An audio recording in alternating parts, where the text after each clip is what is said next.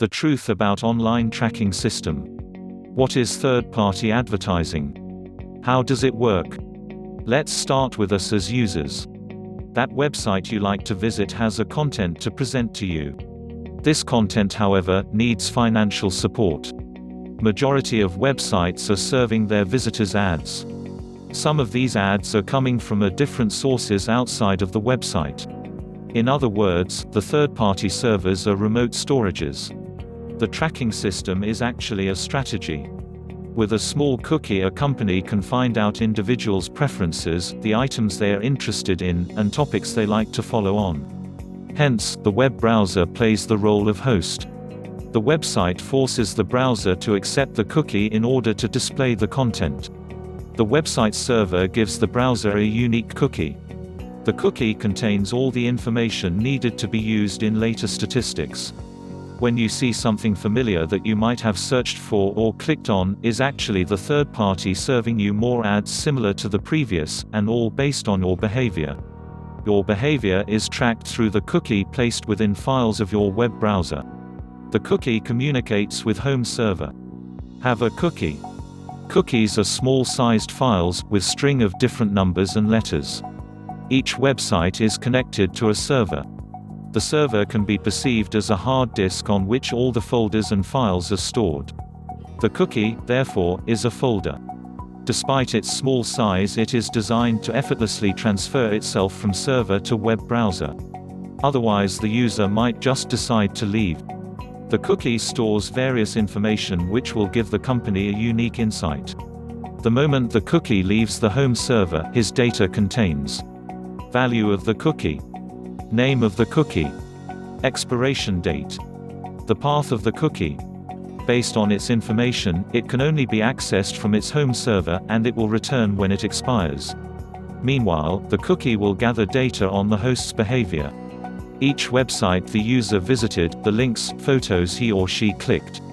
Depending on the user's behavior and habits, the average cookie can contain operating system installed on host's computer, processor type, Internet browser model and version, list of plugins, add-ons, extensions, do not track status, behavior on a publisher site, keywords entered, screen resolution, fonts and font size, geographical location, language, time zone, IP address, referrer URL, URL requested, credit card information entered while visiting website.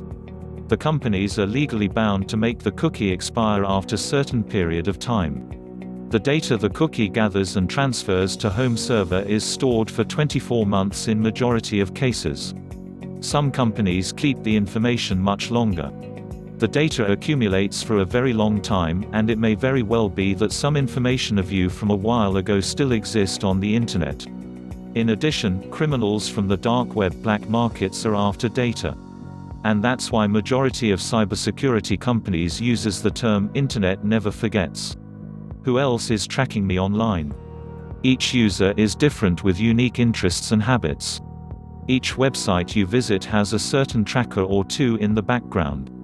They are not all placing cookies in your web browser, but nonetheless, are still monitoring the performance of their ad. If you take a look at privacy policy from various companies, you can notice a rather long text on each of them. Majority of the users never reads the disclosed. The privacy policy among the data acquired adds the list of partners as well as other facts. It may not be the website you visit, but the third-party companies they have partnered with. The data collected by the website you visited is shared further down the line. These may include third-party partners, such as marketers, integration partners, pixel partners and resellers.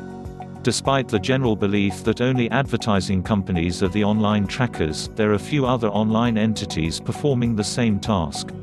Data brokers and data miners. Data brokers trade with data instead of the stocks and bonds. Data brokers are individuals much like private detectives. These individuals gather the data online as well as offline. What exactly are they collecting? Data brokers often refer to themselves as database marketers or consumer data analytics firms. They gather the information of an individual as a consumer. The online gathering is searching for any clue or information that can identify the individual as well as to describe their interest or hobbies. The more unique and detailed report, the more it costs. The offline data is something that is not acquired easily. These include police reports or any legal information. Majority of data brokers will pay someone to acquire that information instead of them. Curious users purchase their own data. The results received show that they sell the data on average person for closely $50. This in general depends on amount of information. Some have confirmed that it is all there in details, and some that information is distorted. What is in the reports? Name, street address, gender, email address, social media accounts, preferences, hobbies, recent searches or likes, credit scores, property records, court records, driver's license and motor vehicle records, census data, birth certificates, marriage licenses, divorce records, state professional and recreational license records, voter registration information, bankruptcy records. As with major companies, even data brokers merge their gathered information with others. They have an opt-out service. To delete data from their website permanently costs $129 a year. The data mining companies are much similar. The firms gather large amounts of data and analyzing the raw material. Data mining is the analytical process of discovering patterns in large datasets involving methods of machine learning, statistics, and database systems. Some of these companies include Anaconda, IBM, Oracle Data Mining, Portrait Software, Quantum Leap Innovations, Teradata. People search websites. If you have been looking for a long-lost relative, ancestor or school friend, the chance is your data is still on the internet. Majority of people searching websites are storing all the data. Anything you have submitted is stored away on their servers. Some of these websites have an opt-out service as well. Anywho. Been verified. Classmates. People Finder. People. Spokeo. White Pages. Add-ons. The Internet browser add-ons or extensions can be extremely useful. However, recent researchers have shown that lately popular VPN add-ons are tracking users' every move. The paradox of the add-on that is primarily supposed to hide the user's IP address while tracking them. Others on the other hand are vulnerable to DNS attack. Which means someone might be viewing your URL bar. If you visited a website, it doesn't mean they don't know you. What you don't know is that the website you visited might just be able to see your IP address. In other words, it's much similar to when you tell someone your name and street address.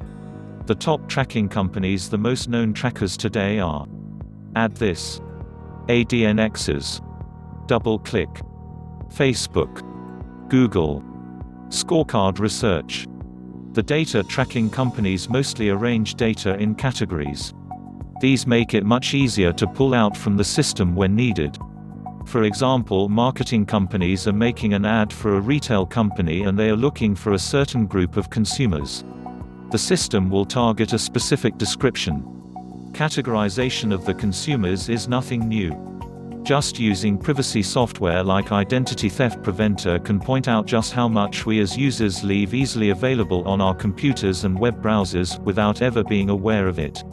The reason the companies and cybercriminals gather so much data is the cookie left in browser. It has been proved that only 25% of Internet users clean the web browser regularly, which makes the rest of them easy to target.